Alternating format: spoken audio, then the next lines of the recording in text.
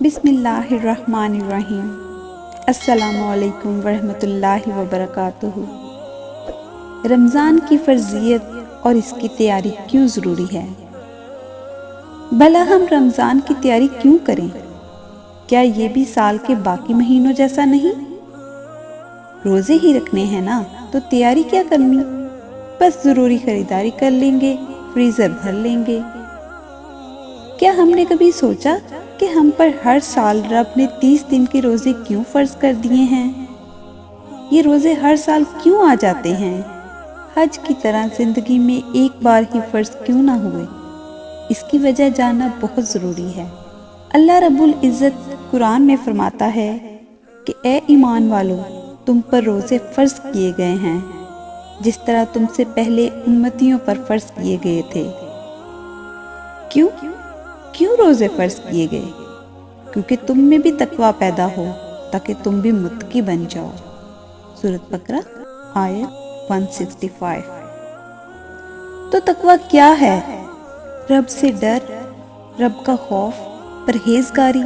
جی مگر یہ ڈر اور خوف کسی ظالم حکمران کے ڈر یا خوف جیسا نہیں۔ یہ ڈر ویسا ہے جیسا ایک بچے کے دل میں محبت کرنے والی ماں کا ہوتا ہے۔ وہ سوچتا ہے اگر میں نے یہ کیا تو میری ماں مجھ سے ناراض ہو جائے گی، میں یہ کروں تاکہ میری ماں مجھ سے خوش ہو۔ رب کے ڈر سے ان کاموں سے بچنا جو رب کو پسند نہیں، اور وہ کام بھاگ بھاگ کر کرنا جو رب کو پسند ہوں، تقویٰ ہے۔ ہم کو یہ ڈر ہو کہ کہیں یہ کام کیا تو اللہ خفا نہ ہو جائے گا، میرا رب مجھ سے ناراض ہو جائے گا۔ تو سب ناراضگیوں پر اللہ کی خوشی، ناخوشی کو سب سے مقدم رکھنا ہی تقویٰ ہے۔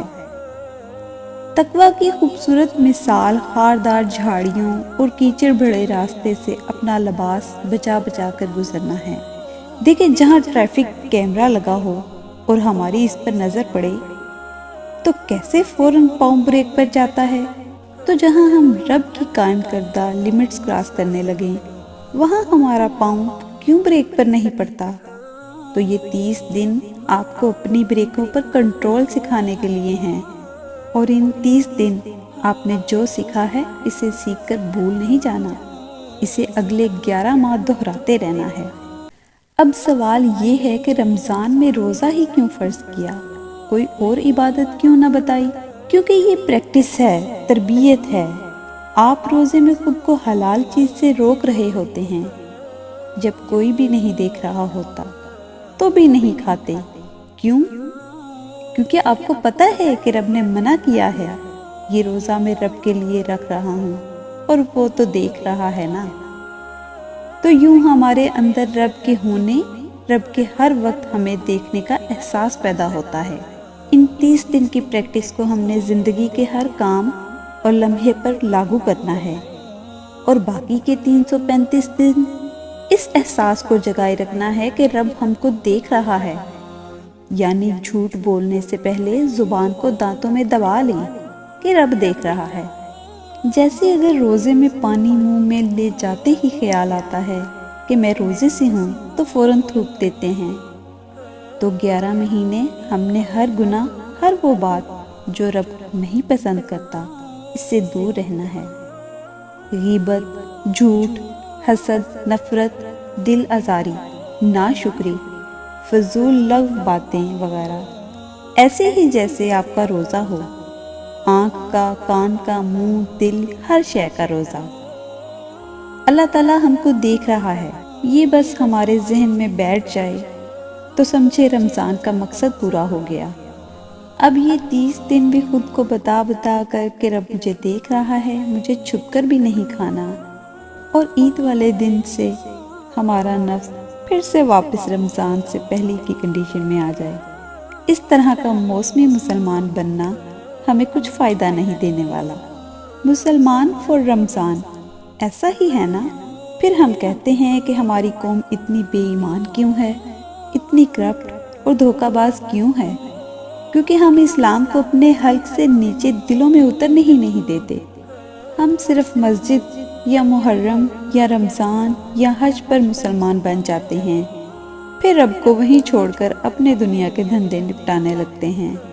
یوں سمجھیں یہ مہینہ ہمارا ریفریشر کورس ہوگا، یہ اسائنمنٹ ہے۔ عید کے بعد جو سیکھا اس کی آرمی کی فوجی مشقوں جیسی ٹریننگ ہے۔ سوم کہتے بھی اس گھوڑے کو ہیں جسے بھوکا پیاسا صحراؤں میں رکھ کر جنگ کے دنوں کے لیے تیار کیا جاتا ہے۔ تو ہمارا امتحان عید کے بعد ہوگا، پھر پتہ چلے گا کہ ہم کامیاب ہوئے یا نہیں۔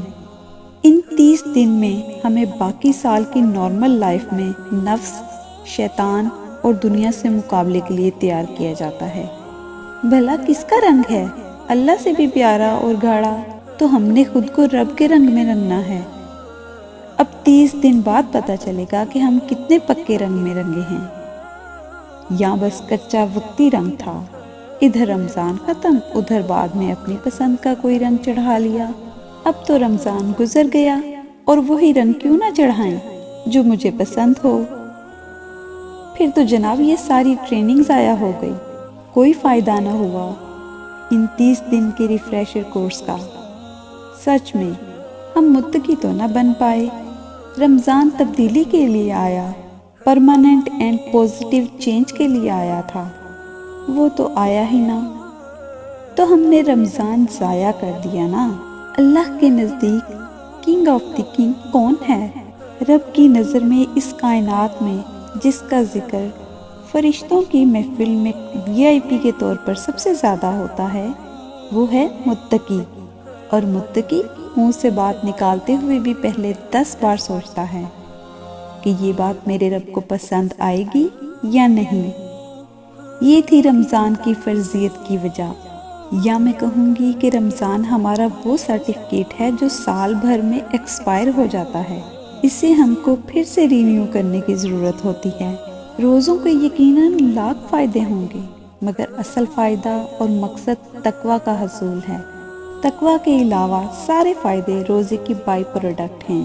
تو ان 30 دن میں اپنا محاسبہ یا سیلف اسیسمنٹ ضرور کرنی ہے کہ میں کتنا متقی بنا ہوں یا بنی ہوں۔ تو یہ جو تھوڑے سے دن رہ گئے ہیں رمضان میں، اس میں ہماری کیا تیاری ہے؟ ہمارا کوئی بچہ دوسرے ملک میں پڑھنے گیا ہو اور 2 سال بھر بعد چند دن کے لیے واپس آ رہا ہو، تو ہم اس کے آنے کی تیاری کیسے کریں گے؟ کتنی خوشی ہوگی ہم کو۔ یا ہمارا کوئی من چاہا مہمان آ رہا ہو۔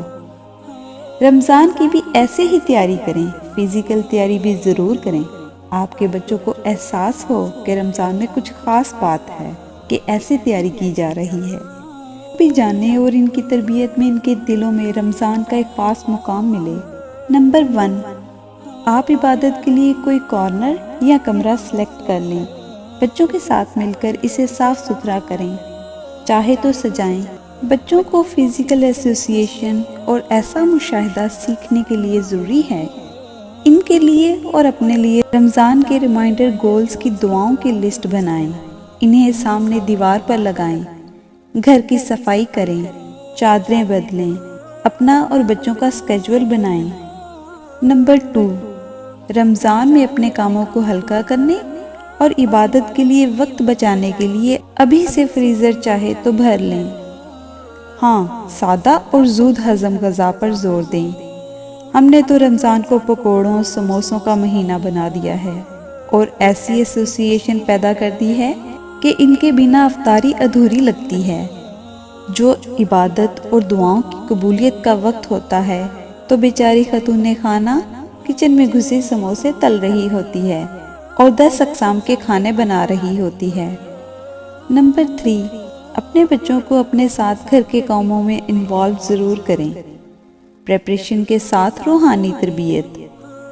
ایک وقت مقرر کریں جب تمام فیملی ممبر مل کر بیٹھیں اور قرآن کو سمجھیں۔ یوٹیوب پر کسی بھی اچھے مستند اسکالرز کی ویڈیو دیکھیں۔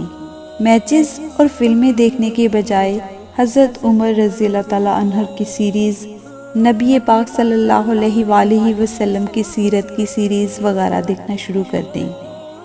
سیرت نبوی یا کسی سورہ کی تفسیر شروع کر دیں۔ یقین کریں آپ اسے اتنا انجوائے کریں گے کہ جتنا کبھی کسی چیز کو نہیں کیا ہوگا۔ پھر قرآن تنہائی میں بیٹھ کر ترجمے سے پڑھنا شروع کریں۔ قرآن میں سے نوٹس بنائیں، کاغذ قلم ساتھ رکھیں۔ یہ سب کام رمضان سے پہلے شروع کریں تاکہ آگے جا کر زیرو سے شروع نہ کرنا پڑے اور پہلے سے ایک روٹین اور کنیکشن بنا ہو۔ سچی چند دن میں ہی آپ محسوس کریں گے کہ قرآن آپ پر اپنے سیکرٹ کھولنے لگا ہے۔ آپ رب سے اس اٹیچمنٹ کو دل کی گہرائی سے محسوس کریں۔ نمبر 4، روحانی بیماریوں سے چھوٹے چھوٹے غیر محسوس گناہوں سے بچیں۔ گناہ، غیبت، حسد، دل دکھانا، وقت کا ضیاع، خود غرضی وغیرہ۔ نمبر 5، اللہ سورۃ ملک میں فرماتا ہے کہ اس رب نے موت اور زندگی کو پیدا کیا۔ کیوں؟ تاکہ وہ تم کو آزمائے کہ کس کے عمل اچھے ہیں۔ یہ نہیں کہا کہ کس کے زیادہ ہیں، بلکہ یہ کہا کہ کس کا عمل احسن ہے۔ تو عمل کی کوالٹی پر زور دیں، کوانٹٹی کی بجائے۔ اب آپ نے 10 قرآن ناظرہ رمضان میں ختم کیے، مگر ان کی کوالٹی کیا تھی؟ آپ کو پتہ ہی نہیں کہ رب نے اس قرآن میں کیا احکام دیے اور ہم نے ان پر کیسے عمل کرنا ہے۔ تو کوانٹٹی نہیں، کوالٹی اہم ہے۔ جیسے اب چیریٹی چاہے میں نے تھوڑی کی ہو، مگر نیت میری رب کے لیے خالص ہو۔ جیسے رات بھر جا نماز پر کھڑے ہونے کی بجائے، جس میں پتہ ہی نہ ہو کیا پڑھ رہے ہیں، اس کی بجائے میں نے چاہے چند ایکسٹرا نوافل ہی پڑھے ہوں، مگر سمجھ کر، رب کی موجودگی کا احساس کر کے، آنسو بہا کر، اس کی بارگاہ میں رو رو کر دل سے دعائیں کر کے، تو احسن عمل جیسے بیسٹ اخلاق، بیسٹ اعمال۔ رمضان میں پوری کوشش کریں کہ وہ کام کرنے ہیں کہ جو اللہ کو پیارے ہیں۔ اتنے رمضان آئے ہماری زندگی میں، انہوں نے ہم کو کتنا بدلا، ہمارے اخلاق، عادات پر، معاشرتی زندگیوں پر ان کا کیا اثر پڑا۔ ہم ہر سال کتنے بہتر ہوئے پہلے سے، کتنی امپروومنٹ آئی ہم میں۔ تو یہ رمضان خاص رمضان ہوگا، اسے آپ نے سیلیبریٹ کرنا ہے۔ اس مہینے میں ہماری تقدیروں کے فیصلے ہونے ہیں۔ ادھر میری تقدیر کا فیصلہ ہو رہا ہو۔ قدر کی رات، تقدیر لکھنے کی رات بھی تو رمضان میں آتی ہے، تو ادھر میں بیٹھ کر آرام سے میچ دیکھوں گی کیا، یا فلم ڈرامے دیکھوں گی کیا، یا پھر اپنی تقدیر کے فیصلوں کو بہتر بنانے کے لیے کوئی ایکشن لیں گے؟ تو رو کر دعائیں کریں گے، عبادات میں مشغول ہوں گے، ایکسائٹڈ ہوں گے۔ ایک بات اور، اب 2 دوست آپ کو تحائف دیتے ہیں۔ ایک بڑا سا بیگ دیتا ہے مگر اس میں صرف ردی اخبار بھرے ہیں۔ دوسرا دوست چھوٹا سا گفٹ دیتا ہے مگر بہت قیمتی اور خوبصورت ہے، بڑے پیار سے دیا گیا ہے۔ تو ہم نے دیکھنا ہے کہ ہم نے رب کو ردی سے بھرا بیگ تو نہیں دے رہے۔ تو اس رمضان کو مختلف ہونا چاہیے پہلے سے۔ اس رمضان میں آپ نے رب کو بہترین کوالٹی کا گفٹ دینا ہے۔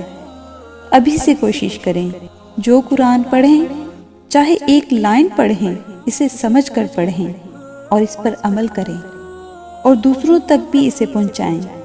تبھی آپ نے قرآن کا حق ادا کیا، اس قرآن کا جس نے آپ کی قبر میں روشنی کرنی ہے۔ اس دنیا میں اس سے دوستی نہ کی تو وہ قبر میں کیوں آئے گا روشنی کرنے، یا کس دوستی کو نبھانے آئے گا؟ ذرا کمرے میں بالکل اندھیرا کر کے قبر کے اندھیرے کا چند منٹ تصور تو کریں، جہاں قیامت تک کا وقت گزارنا ہے۔ نمبر 6، پھر یہ کہ سب کو معاف کر دیں۔ اس رمضان سب کے لیے دعائیں کریں، ان کو گفٹ دیں، کھجوریں دیں، کارڈز دیں، جن کو آپ نے کبھی نہیں دیے، جن کی شکل دیکھنا بھی آپ پسند نہیں کرتے، اور ان کے لیے بھی دعا کریں جو آپ کی خوشی دیکھ کر بھی خوش نہیں ہوتے۔ نمبر 7، عبادات میں بھی ایک دوسرے کی دل جوئی اور مدد کریں۔ رمضان میں عبادات کرنا آسان بھی ہے کہ شیطان جکڑے ہوتے ہیں۔ شیطان کے بعد ہمارا دوسرا دشمن نفس ہی ہوتا ہے، جس سے ہم نے جنگ کرنا ہوتی ہے۔ اگرچہ یہ مقابلہ زیادہ سخت ہوتا ہے، مگر روزے نفس کو کمزور کر دیتے ہیں۔ پتے کی بات ہے، ذرا غور سے سنیے گا۔ جب روزے نفس کو کمزور کر دیتے ہیں تو نفس سے مقابلہ کرنا اور اس پر قابو پانا آسان ہوتا ہے۔ اسی لیے تو کہتے ہیں کہ نفس کو کنٹرول کرنا ہے تو روزے رکھو۔ پھر جب رمضان کے بعد شیطان ریلیز کیے جائیں گے تو ایک وہی دشمن ہوتا ہے اور اس سے مقابلہ کرنا آسان ہوتا ہے۔ نمبر 8، رمضان تبدیلی کا مہینہ ہے۔ ابھی رمضان کے لیے اپنے گولز بنائیں۔ کم از کم 3 عادتیں جو آپ چھوڑنا چاہتے ہیں اور 3 عادتیں نیک کام جو آپ اپنانا چاہتے ہیں۔ اس رمضان آپ نے ان کی پریکٹس کرنی ہے۔ نمبر 9، تہجد کے لیے کوشش کریں۔ نمبر 10، بہت بہت دعائیں کریں، اپنے لیے، اپنی نسلوں کے لیے، سب کے لیے۔ نمبر 11، صدقہ اور چیریٹی کریں۔ نمبر 12، خود کو اذکار میں مصروف رکھیں، اذکار میں استغفار بہت کریں۔ نمبر 13، اپنا تزکیہ نفس کرتے رہیں، خاص کر ہر رات سونے سے پہلے۔ نمبر 14، صبر کو اپنا شعار بنا لیں، یہ نفس کو لگام ڈالنے کا مہینہ ہے۔ روزہ آپ کو سیلف کنٹرول سکھاتا ہے، خاص کر اپنے والدین، اپنے بچوں اور چھوٹوں کے ساتھ ایسی پریکٹس کریں۔ یہ بھی یاد رکھیے گا کہ جو عبادت آپ نے رمضان میں کی ہے، اس کے بعد آپ نے اس کی حفاظت بھی کرنی ہے، کیونکہ شیطان آپ کا دشمن نمبر 1 ہے، جس نے ڈے 1 سے آپ کے خلاف وار ڈکلیئر کی ہوتی ہے۔ اب چاہے گا کہ آپ کے سب احسن اعمال اور نیکیاں ڈبوا دے، آپ کو ریورس گیئر لگوا دے۔ تو جناب، رمضان تبدیلی کا مہینہ ہے، تقویٰ کی پریکٹس کا مہینہ ہے، دلوں کو جگانے کا مہینہ ہے، قرآن کا مہینہ ہے، عبادت کا مہینہ ہے، توبہ اور استغفار کا مہینہ ہے، صدقات اور نیکیوں کا مہینہ ہے۔ یہ ایک 30 دن کا چیلنج ہے، اسے ہاتھ سے نکلنے نہ دیجیے گا۔ اس رمضان کو لائف چینجنگ رمضان بنانا ہے، تو اسپیشل مہینہ کی اسپیشل تیاری شروع کریں، بنا وقت ضائع کیے۔ جانے اگلا رمضان دیکھنا نصیب ہو یا نہ ہو، تو رب العزت سے دعا ہے کہ اس رمضان کو ہماری زندگیوں کا بہترین رمضان بنا دے اور ہماری ساری دعائیں قبول کر لے۔ آمین۔ اپنی دعاؤں میں یاد رکھیے گا۔ اللہ حافظ۔